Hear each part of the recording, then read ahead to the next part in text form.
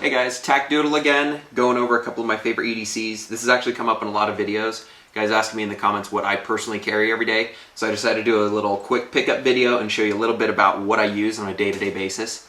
If you go back and watch the holiday series where I talk about gifts that don't suck, you'll notice a bunch of the things that I like using, like erasers, pens, all that stuff's going to apply here. I'll show you a couple extra things. I know you guys care about the metal and the cool stuff that goes bang, so we're going to touch mostly on that. Before you really look at what I carry all the time, you have to realize that, again, I have no professional expertise about anything, at least nothing that matters, so I would ignore pretty much anything I say. As far as using it for just pure didactic purposes and figuring out what you personally like, go ahead. But keep in mind, all opinion, no expertise. So when I do stuff, you kind of have to look at the situation that I'm in. I have access to a lot of the TNP weaponry, and I can carry a lot of that. But the thing that really comes down to whether or not I carry it is going to be size, concealability, and if I even have a carry system for it. Because a lot of the guns that we have, they may fit a certain style, but I'm not necessarily going to go out and spend like 80 bucks on each holster just so I can start carrying that. So it takes a lot longer for me to adapt something into my system. So you'll see the actual go-tos that I have in here, the ones I use a lot. There's pretty much a roster that I stick to. Weight does come into play, but only when it makes my jeans sag, so it shows my ass crack.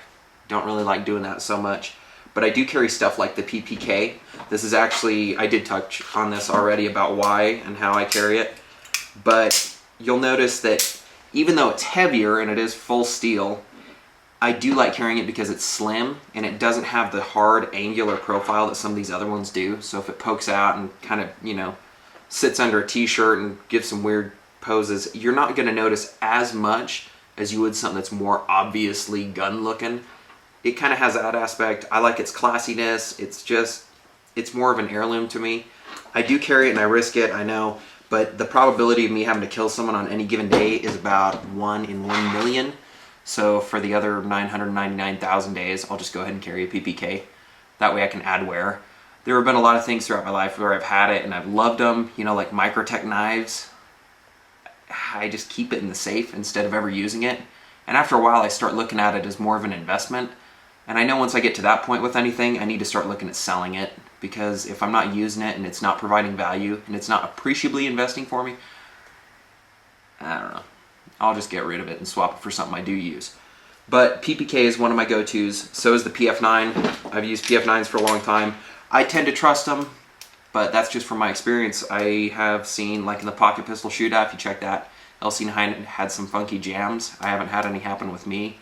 Again, that's one that's mostly determined by my carry system. I have holsters for LC9s, not so much the other stuff. I carry the PPK a lot, but it's more for the times when I do want something semi-auto and more rear carrying. If you want to know the most common gun I carry, it's actually a pocket revolver. Usually I'm stuck between the Ruger LCR and the Airweight series by Smith & Wesson. I love both of them. They're both really light, and the thing that gets me is they're so maneuverable. It's not so much an out-of-pocket thing as it is in. If you look at this is actually my go-to holster for the Ruger LCR. This one I actually carry, and I'm sure I'm going to get some kind of flack for this, I carry it in the front. It kind of fits within that great little paunch area that guys tend to have. You know how your gut just kind of like comes out, and then you can kind of put this handle in there. It's like invisible, and it doesn't have nearly the visual impact of a fanny pack. I'll stick it inside the waistband. I have it tucked in there in the holster, belt over it. It's just really easy for me to conceal. There's really only one time I've ever had a problem with that. It was when I was doing my last medic cert, when I was going in for my intermediate, advanced, whatever they want to call us now. I went in and I had it front carried like usual, because it was a night class going, you know, place to place all through the day. And so I didn't really want to have to stash my gun, get all that stuff squared away.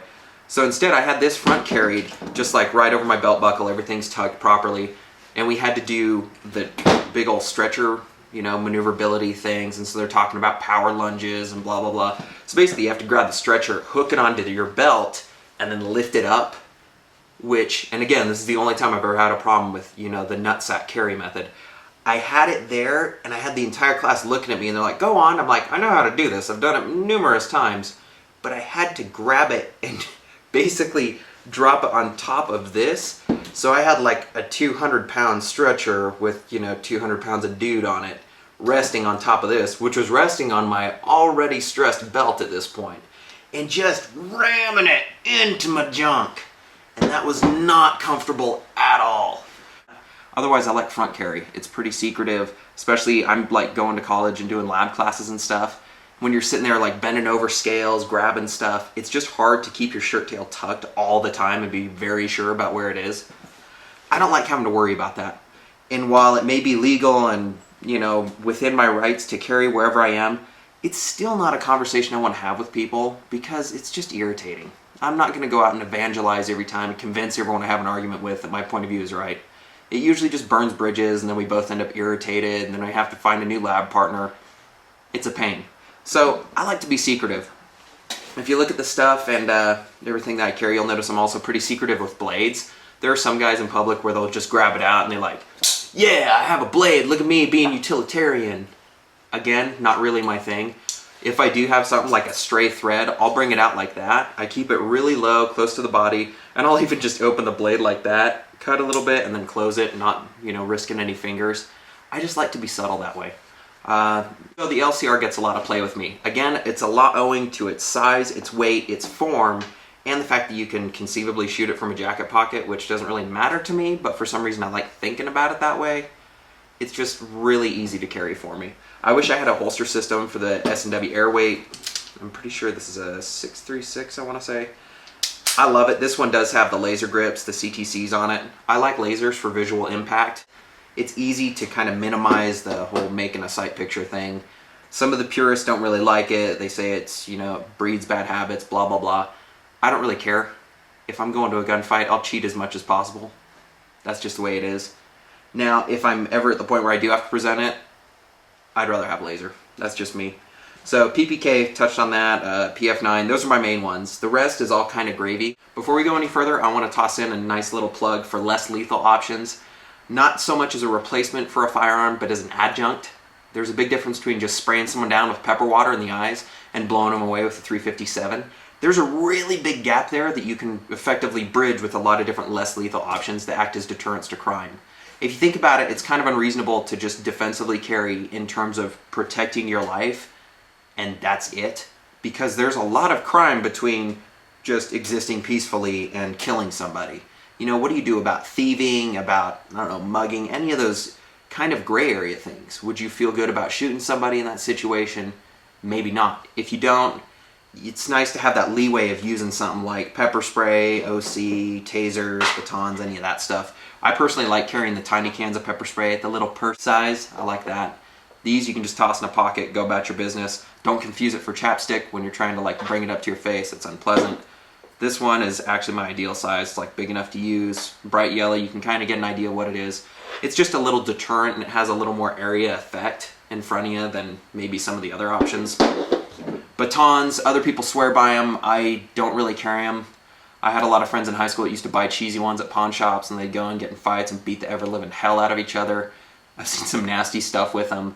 They're effective, just personally I'm not as good with them and I don't trust myself not to lose it against, you know, multiple guys if I'm trying to make an exit. It's fairly likely they'll end up taking it and using it to, you know, beat my kneecaps out. And I like using my kneecaps, surprisingly enough. So I like stuff that builds range. More than anything, honestly, I evade.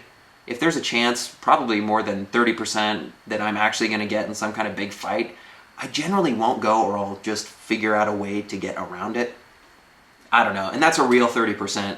I'm talking if there are 10 straws in a bucket, I pick out one of those 3, I'm getting my ass handed to me at best. I don't really like those odds. Not like the 30%, hey, how badly do you want a pepperoni pizza tonight? Yeah, about 30%. Very different stats there. I like C2 tasers. This is what Nutn swears by. Also, I do like the less lethal option like OC, being able to engage multiple people, because it's rare that you have someone who's just, you know, up to no good alone. In my experience, they generally travel in packs. So it doesn't really make sense if you have to tase one guy to have to sit there, wait, you know, maybe change into another. It's just a lot. At that point, you probably do transition your firearm or book it as quick as you can. I never understand those advertisements in gun mags where it has like one dude alone in an alley surrounded by 8 guys like he just got jumped by a bunch of ninjas. I mean, first of all, why is he going down that alley? It's full of nothing but dumpsters. Second of all, why do all these guys care so much? I mean, what's the guy gonna have? At most like $200? A couple 20s? That's not a very big take for 9 dudes. So excluding all of my less lethal options, I do kind of have some mental classes of different carry levels that I do. My main ones are going to be, you know, air weight, the PPK, the LCR. Moving up just a little bit is going to be stuff like the PF9, the XDS, the Walther PPS, I think, the M&P Shield. Those are a little bit bigger, and they kind of bridge that gap between a small carry pistol like the P3AT, any of the small 380s that I used to carry, moving up to the, you know, 9mm single stack crowd. Some of them are bigger than others. The PF9 I have carried for a long time. I already said I'm comfortable with that. I don't mind it. XDS is kind of newer. I do love the XDS. It shoots really well. Well, right now I don't have a carry system, but it is just a little big for me, for at least how most of my carry goes. You can see from this is big, but I can conceal it in a lot of different places. This is heavier, so I can't really carry it in my jacket or any of that because it starts lopsided, and then I got to even out the weight. Then it's a whole, you know, weight shift thing that I have to deal with. A lot of hassle for me. I am looking into getting a holster set up for one of these. For me personally, at least at this time, I would carry either the XDS or the Walther PPS. PPS is a little bit bigger. That thing shoots amazingly. I'm really good with it, and it does kind of recoil softer for me than this does. Normally not a big deal, but remember I did kind of break my hand in 3 paces along here, so I'm still healing that up. Yesterday I shot with this, and it kind of still hurts today. I still have a big old bone callus that I'm getting over, so I don't know how long that's going to last. I just like the kind of lighter, softer stuff like that Walther. I'm really able to send more rounds into the same area because it just feels softer. I think part of that's that adjustable backstrap on it. Just preference, although I probably will end up carrying this XDS soon if I can figure out a holster system for it. I like that size. Honestly though, when I'm left with a lot of these decisions, I look at the XDS, the Shield, the PPS, the PF9, and I start to think, well, if I'm carrying this large and this big of a footprint, I might as well just go to the Glock. You know, I can carry this. It's not dimensionally very different. It's really similar to it. And you get that double stack 9, the Glock mag compatibility. A lot of that stuff really works in your favor. As long as it feeds, test it with the different magazines. Sometimes 26s don't like the longer ones. Depends. At least in theory, it'd be cool to just have, like, I don't know, a 33 rounder on you. It may be crazy, but kind of nice.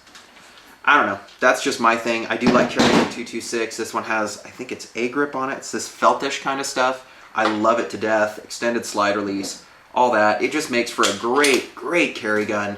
There does come a time though when I pick up something like the XDS, the Shield, the PPS, and I start to think, why not go to a Glock 26? Because if you look at the form factor, it's not that much bigger than these are. And you do kind of have this weight bloat phenomenon where you start out with something like an LCR or a PPK and you go, well, I think I'll just go from a PPK to, you know, let's say a PF9. Well, it's not that much bigger. You know, it's not a big size difference between these two. So next thing you know, you're carrying a PF9. Well, what do you do next? Well, I think I'm going to go from a PF9. I think I'll just carry the XDS. It's like barely bigger. They're pretty much the same size. But next thing you know, you're carrying an XDS, and you go, hey, what about a Glock 26? I get double stack then. I get all the access to my Glock mags. I get all that legendary reliability. It's about the same. It's not way different. The thickness is a bit thicker, but you do get that double stack into it. Next thing you know, you're at a Glock 26, and you're looking at it going, well, I think I can carry something bigger. Why not do a PPQ? Keep in mind this one has the threaded barrel option on it, so it's bigger than the normal one. Okay, so you get to the PPQ, you think, oh, I can carry something else. Well, I'm already at full size, might as well go to a 1911. Then you have a 1911, and then you freaking put a laser module on. It's this bloat phenomenon. You just end up with something so big you can't even manage it. It just depends on how you're carrying it. So for me, in a lot of these cases, I do love the PPQ, and I don't carry it because the only system we have for it is the Galco Classic Light. Nutn loves that Classic Light, and I do not like it. It just doesn't work for me. Keep in mind, he's a lot bigger than I am. I'm about 5'8", 5'9". I got like a 40-inch chest here. So when I carry something like that, you're gonna see this big old bulge sitting through, and I'm like sitting at desks and stuff. I can't find something that carries deep and well enough to just look like it's a part of me, especially in the summer.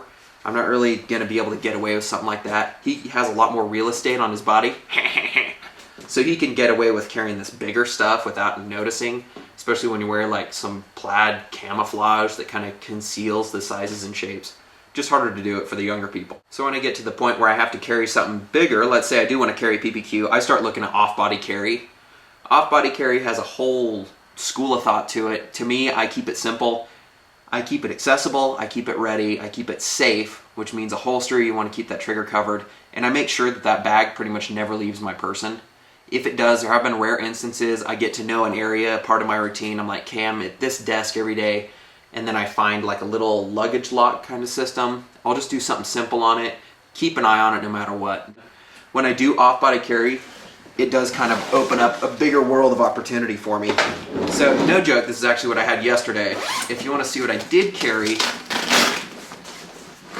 it was a TRR-8. So yeah, kind of a big deal. A lot bigger than any of these. I do love it. Very comfortable with it, really nice to shoot.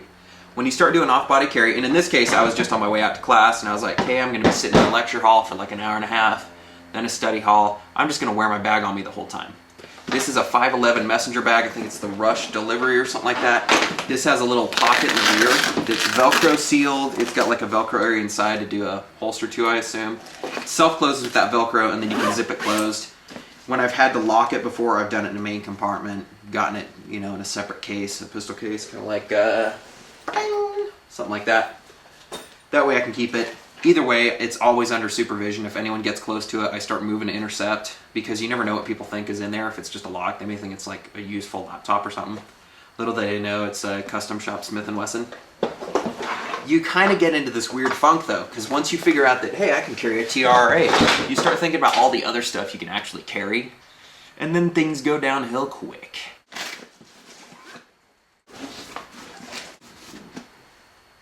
As far as the actual sieve carry, I do like to have a couple different things on me. I'll kind of run through those really quick because it is so cold out here and my hands are going numb. The everyday stuff I use, I actually do this. This is a pocket protector. Oh wait, maybe this is a mil-spec bag. Either way, I do like pocket protectors. I put this on a little lanyard. This is what I put my pass in for public transit. I do like the messenger bag for mass transit because I can actually carry it on my lap. So I'll have it sitting there, you know, if I'm sitting on a bus or a train, you're like bouncing around. You can kind of just put it on your waist. First, you can hide accidental erections. So you got that going for you. Second of all, you can put your hand in that concealed carry pocket. You're ready for anything. There have been some iffy times. You always know when those are, when you catch like the late 11 p.m. train back and then you're kind of stuck there. Yeah, it's nice being prepared. It's easier to conceal something in there than it is a backpack. I always have like Kleenexes and stuff, especially in the winter. Everyone's always sneezing and stuff. Gross. I like to keep a couple good napkins for when just weird crap falls on you, like bird schnapps and all that. As far as the actual, you know, carry stuff, gum, that's a necessity. Light, any kind of pen that you like, I would take 2 or 3 of those. I prefer index cards for writing stuff down. If you look, these are the little cultural references I do. Like when I hear something that I think would make a funny joke or something that I should know, I'll write it down, I'll look it up later. Stuff on this is like the Witch of Endor, the etymology of gilding, the lily, D.B. Cooper, Versa Police, stuff like that. You just write down, makes you a more versatile human being. This is actually no-dos for those times when you have to wake up early and you have like a 6 a.m. lab and you're sitting there just half asleep. I like being prepared for that too. Zip ties, always have zip ties in there. Alcohol swabs are pretty much my best friend. You can get these anywhere for like $1.50 for 300. They're awesome. I like to get the 1-ply ones. They have a little more juice in them. They don't, you know, wear out as easy. Usually they just do a little 2-ply that's folded over crap. Worthless, I hate those. This is, I think, called a note board. This is some dude on Reddit who made it. This I do like for college when I'm doing stuff. I don't really like the dry erase thing. I like more of the, whatever it is, vis-a-vis markers. Then you can wipe them off if you need to with alcohol swabs. That lets you do some of those group projects when you all have to get together and like figure stuff out. It's just a big old surface that you can unfold. It's the size of an index card. It folds out to about like this. It's like $5 or something from his website. The guy seems pretty cool. You just fold it out, get to town, you can write all your stuff. It's helpful for doing conceptual maps if you're that type. What else? It's just one of those cases that I got. Cliff bar, always good to have something for when you're hungry, if you get like, you know, starving over the course of a day. Multi-tool, it always changes generally, just a cadet. I like those, they work for me. So I have in the body bag. Erasers, I've already talked about those. The Pentels, they're awesome, amazing, get some. If you wear contacts like I do, I actually have my glasses in here, and before you laugh, these are all function. If I could, I would just get some like wraparounds, because I hate the fishbowl effect with tiny lenses where you have to move your whole head to look at what you're trying to see.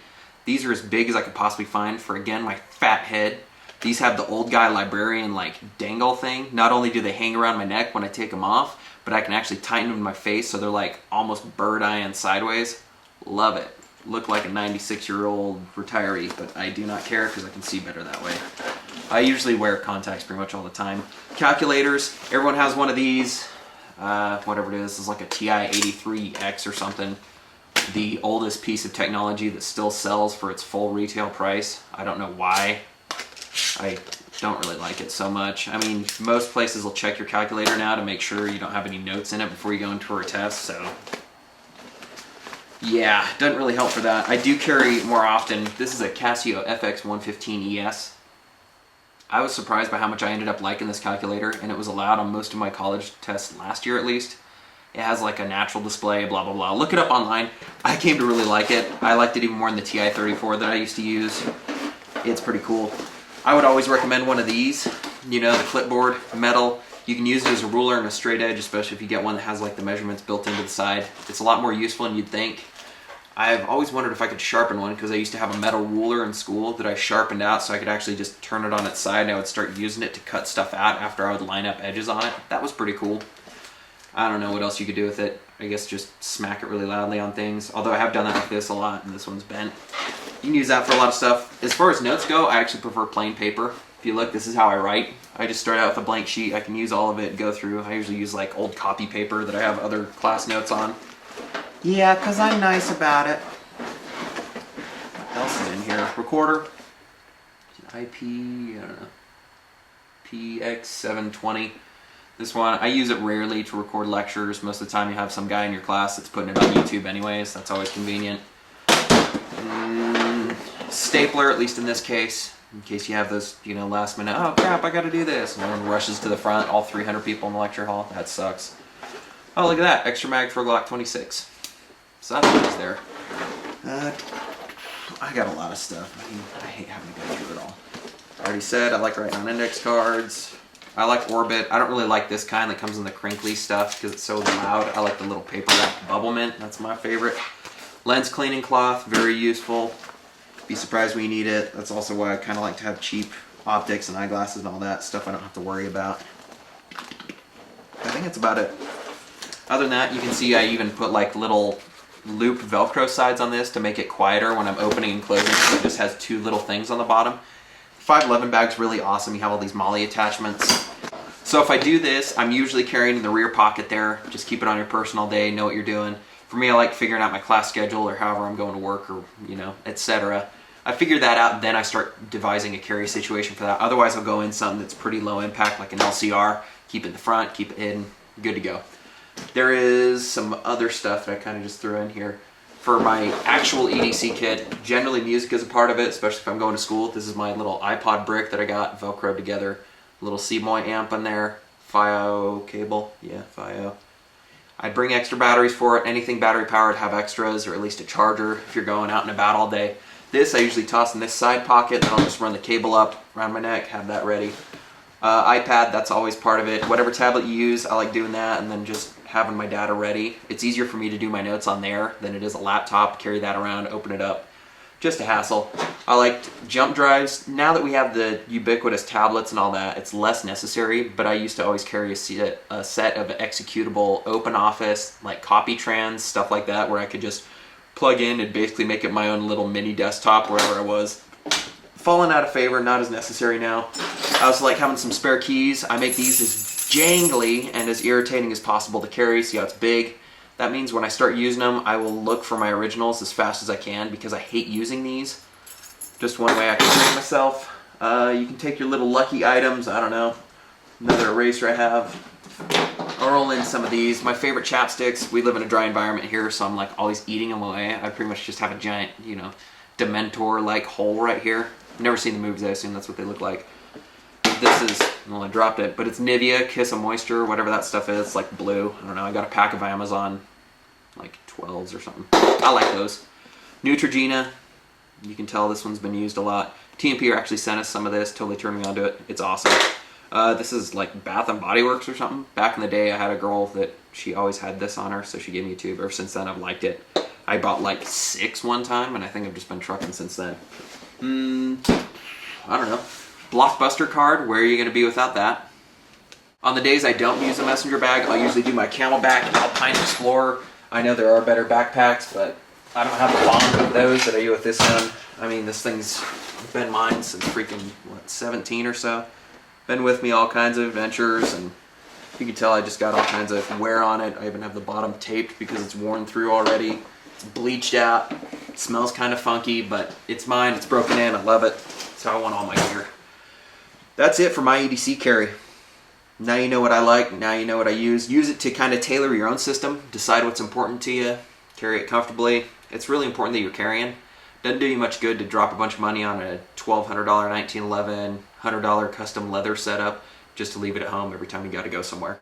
There it is. That's the EDC update, at least for 2013. You may see some changes in the future. I'm probably going to holster up either an XDS, PPS, one of those, so I'll let you know how that goes in the future. Thanks for watching. Remember to sub to my channel. A lot of the guys in the main one aren't really finding out where I'm at. It kind of helps me keep all this separated. These will keep posting in the main one for a while. We'll see how it goes from there. Thanks.